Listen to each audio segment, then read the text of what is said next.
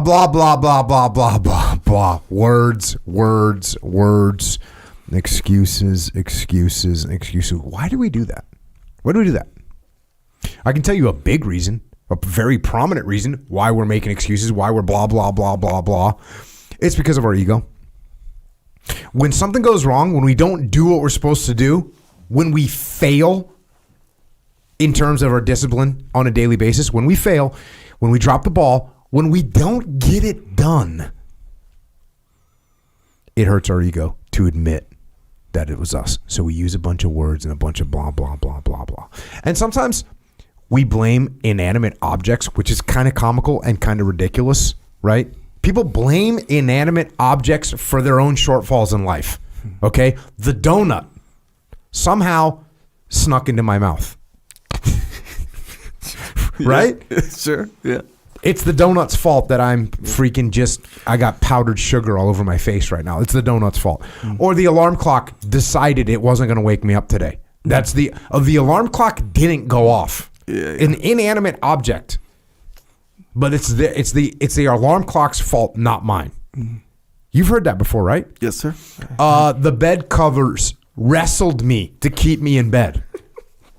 You ever heard someone say, I couldn't get out of bed today? It was too comfortable, or it was too cold, or it was too warm, something like this. I at least have heard someone many times say, I couldn't get out of bed today. Mm-hmm. I couldn't get out of bed today. Look, was it the pillow? Was it the warmth? Was it the whatever? I don't know what it was, but I know that they're telling me that their bed caused them not to get up. They're blaming their shortfall and their failure in life on an inanimate object. Yeah. So this is totally freaking ridiculous. Mm-hmm. Totally ridiculous. And everyone kind of knows that's a little bit ridiculous. So what do? We tend more often than not to blame other people. Because those are people. They can make decisions. They can make things happen. They can make adjustments, right? It sounds a lot worse to get beat by a donut than to get beat by a person, right? So more often than not, we blame other people. We blame our spouse. We blame our boss. We blame our subordinates. We blame our coworkers. We blame our peers. We blame our friends. We blame our enemies. We blame our kids. We blame our neighbor. We blame everybody about what our shortfalls are. It's everybody else's fault because they didn't show up. They didn't pick me up. They made me late. They were late. They needed me. The boss called me. They didn't tell me what was going on. They didn't tell me I had to be here. They. That's what we're doing. Just excuses. Excuses. Here's the thing about other people. And here's the thing about blaming other people. It's a lie. You're lying to yourself.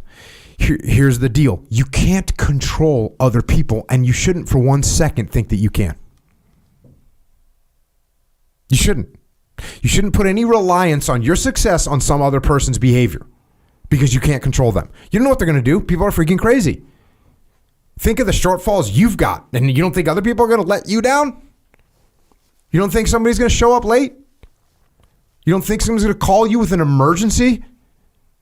Some panic situation? You don't think that's going to happen? It's going to happen. You can't control them. The only person you can control is you, or at least the person that you better control is you. I'm going to the book right now. I'm going to the Discipline Equals Freedom Field Manual. Let me tell you a little bit about this. You can't control other people. You can't make them what you want them to be. You can't make them who you want them to be. The only person you can control is you. So focus on making yourself who you want to be. Faster, stronger, smarter, more humble, less ego. Discipline your body, free your mind. I used to say that a lot in the early podcast, free your mind. Yeah.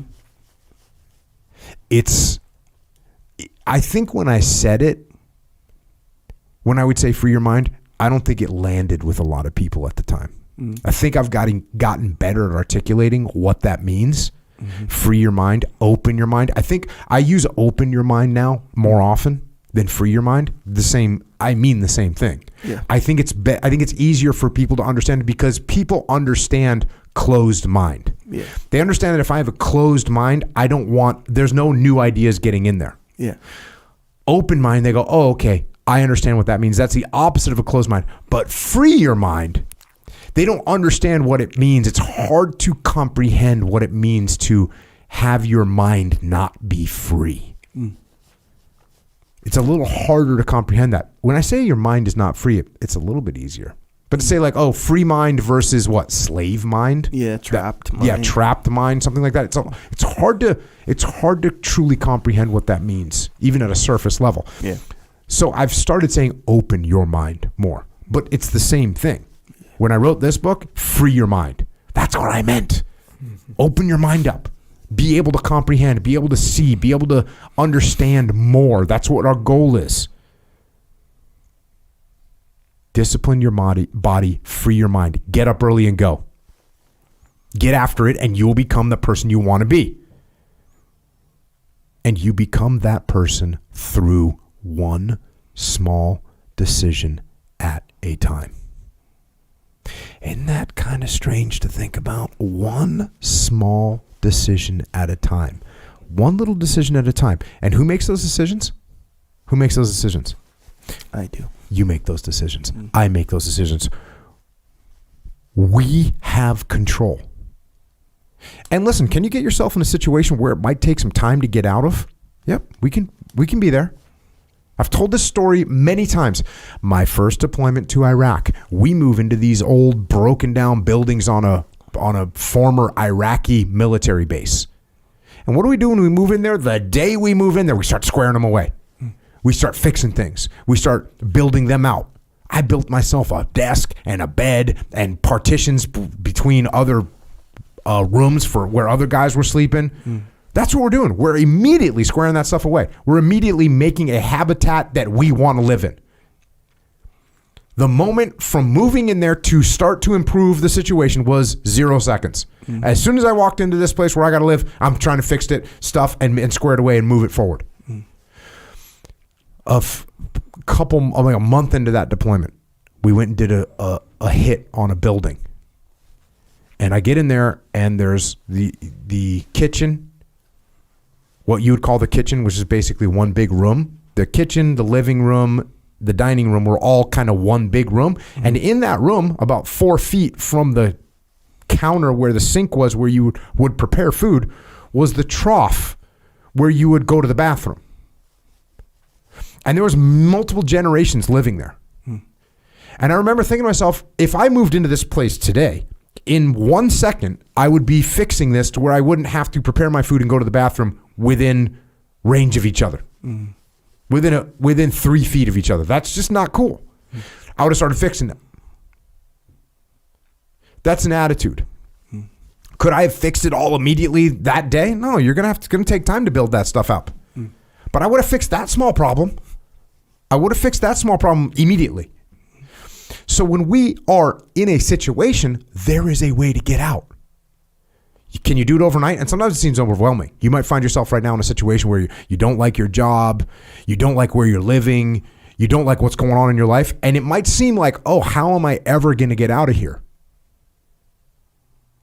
It's going to take time. Did you ever see the movie The Great Escape? Classic war movie. And there's a bunch of American soldiers and some Brits and whatnot, and they're trapped in a Nazi war camp, prisoner of war camp. And they come up with plans, and they're trying to break out of there. It's for you, I guess, the Shawshank Redemption, Yes, right? sir. Yeah. These guys don't like the situation that they're living in. What do? They start to come up with a plan to get out of there. By the way, that's not only a plan to get out of there, it's also how they're going to stay sane. It's also how they're going to look at the world and dig up some kind of control over their life. And that's what you can do in your life. The minute that you say the guards are never going to let me out of here and the judicial system was bad and I got screwed over by my wife framed me and that's why I'm locked up in this prison, because that's what they're all saying. But you can do something about it. And you take a little tiny step. You take a little tiny step. You take out the little, what'd they use, the mineral hammer? Oh, on Shawshank? Yeah, on Shawshank. Yeah, it was a rock hammer. Little rock hammer. Yeah. Little tiny rock hammer so he could look at minerals and carve a hole in the wall over months and years. Years. That's what we're all doing. Making little decisions.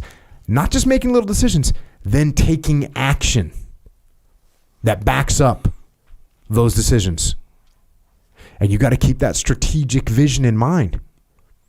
You got to keep the long-term vision in mind, because you think about it, what do you want to do at night? You're in prison, you're at night. Do you really want to sneak around and have to pick away at this thing quietly for 3 hours to carve out 1/4 of an inch? You don't feel like doing that. It'd be easier just to lay down. But he had strategic vision of how he's going to get out of there. That's the way our lives are. We got to take these small actions over time. And if you blame other people and you blame other things, you're not going to take any action. So get control of yourself. Get control of yourself. Come up with a plan and take action. Daily. That's what we're doing.